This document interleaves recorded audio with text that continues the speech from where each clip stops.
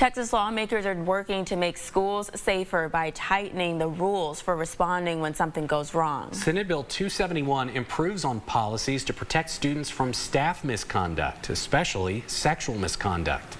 If a professional has a reason to believe that a child's been abused, they're now required to report it to Family and Protective Services within 24 hours. It was previously 48. The bill also amends the definition of abuse to include, quote, sexual conduct harmful to a child's mental, emotional, or physical welfare. And the state's education code is expanded to include conduct that involves physical mistreatment or a threat of violence.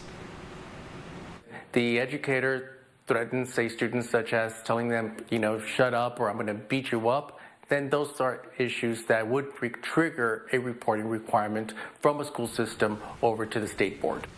If an educator conceals abuse, it's now considered a state jail felony. That's punishable by a time of 180 days to up to 2 years. Previously, it was classified as a Class A misdemeanor.